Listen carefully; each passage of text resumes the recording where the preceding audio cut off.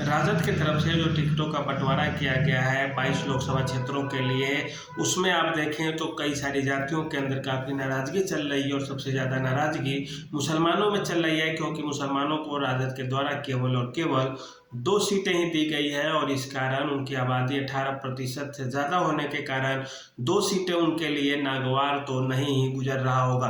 उसके बाद आप बात करें तो सवर्णों में ब्राह्मण को एक भी सीट राजद के द्वारा नहीं दी गई है। इसके अलावा बात करें तो बिहार की मजबूत जाति भूमिहारों को केवल 1 सीट से संतोष करना पड़ रहा है, जो केवल मुन्ना शुक्ला के रूप में है। दूसरा, राजपूतों में भी केवल 1 टिकट है, वो सुधाकर सिंह को वो बक्सर से दिया गया है और इसके अलावा और किसी सवर्ण को टिकट नहीं दिया गया है। कायस्थ की तो बात ही न की जाए, ब्राह्मण और कायस्थ को एक भी टिकट नहीं दिया गया है।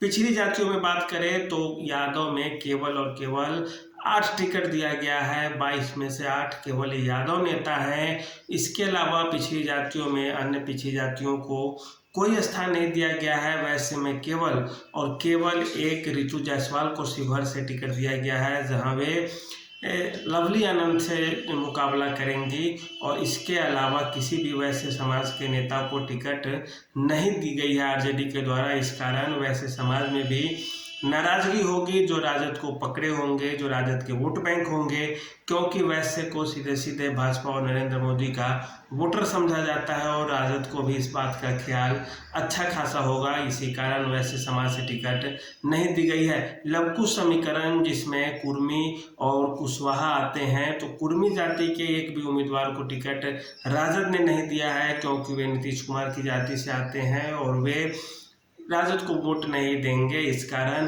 कुशवाहा जाति में 1-2 टिकट देने की कोशिश की गई है, 2-3 उम्मीदवार है कुशवाहा जाति से। अति पिछड़ी जातियों में बात की जाए तो मंडल, धानुक, ऐसी 1-1, 2-2 सीटें ही उन जातियों को दी गई है। इसके अलावा जो कुछ अन्य जातियां हैं उसके एक भी उम्मीदवार नहीं है, चूँकि राजद की कुछ मजबूरी भी थी। 22 सीटें ही थी, एक अभी बचा ही हुआ है। 22 सीटों में आखिर कितनी जातियों को समेटा जाए, इसी कारण 8 सीटें तो पहले से ही, 2 तो उसमें से परिवार की थी, रोहिणी आचार्य और मीसा भारती। बाकी जो शेष 6 सीट ही बचे थे यादव के लिए और उस 6 में जो पुराने कैडर के नेता थे उनको दिया गया। 1-2 नए राजनेता को भी जगह दी गई है लोकसभा टिकट के लिए। बाकी के अन्य जातियों और समीकरण को साधने में राजद नाकाम रही है। इसका सबसे बड़ा जो दुख है वो मुस्लिम तबके में है। दूसरा जो दुख है वह सवर्ण समाज में भी है कि सवर्ण समाज ने राजद के साथ कुछ हद तक सहयोग करने की कोशिश भी की थी हाल के दिनों में और आगे जुड़ना भी चाह रहे थे, लेकिन टिकट के स्तर पे काफ़ी कम संख्या में टिकट दी गई और अच्छे नेताओं को जो ज़मीन पे ज़्यादा सक्रिय थे उन्हें कुछ को नज़रअंदाज कर दिया गया है। इस कारण भी आप देखें तो राजद से कुछ न कुछ नाराज़गी बढ़ती दिख रही है। हो सकता है कि मुस्लिम वोट भी कुछ हद तक जनता दल यूनाइटेड को ट्रांसफ़र हो जाए। मुसलमान भले ही भाजपा को वोट देने से कटें, बचने की कोशिश करें, लेकिन जदयू के मामले में पूरे के पूरे मुसलमान विरोध की मुद्रा में नहीं रहते, क्योंकि जदयू क्षेत्रीय पार्टी है, केवल सहयोगी पार्टी है।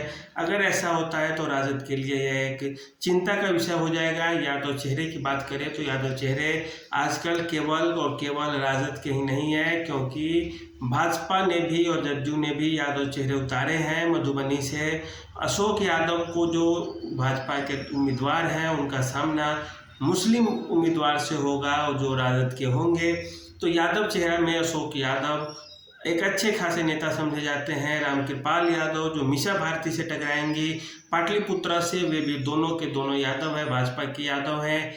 उसके अलावा बात करें तो नित्यानंद राय हैं, वो भी यादव चेहरा ही हैं, यादव जाति से ही आते हैं, वे भी चुनाव लड़ रहे हैं। तो इस तरह से आप देखें तो भाजपा के पास भी यादव नेताओं का अच्छा खासा कैडर है, अच्छी खासी उनकी वोट बैंक है और सेंधमारी की कोशिश भाजपा करते आई है और आगे भी करते रहेगी। राजनीतिक मामलों में यादव राजनीति की शुरुआत करने के लिए उसकी प्रखरता के लिए ही केवल और केवल 8 टिकट देने की कोशिश की है। सीतामढ़ी से जो अर्जुन राय हैं चुनावी मैदान में, वे भी पुराने और दिग्गज राजनेता हैं, इस कारण उनकी भी चर्चा हो रही है और राजद के लिए कुछ मजबूरियां भी हैं जिसके आधार पर वे इससे अपना नाम नहीं हटा सकती। हाँ, दिक्कत की चीज़ एक ही है कि वैश्य समाज से केवल और केवल 1 टिकट दी गई है और यही वैश्य समाज की बड़ी नाराज़गी हो सकती है जो उनके तरफ आकर्षित नहीं होंगे।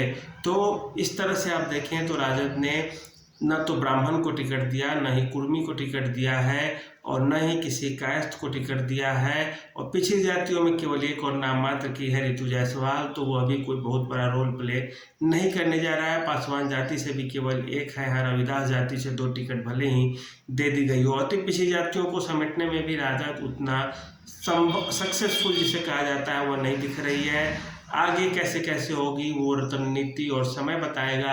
आज के लिए इतना ही। कैसी लगी है समीक्षा आप हमें जरूर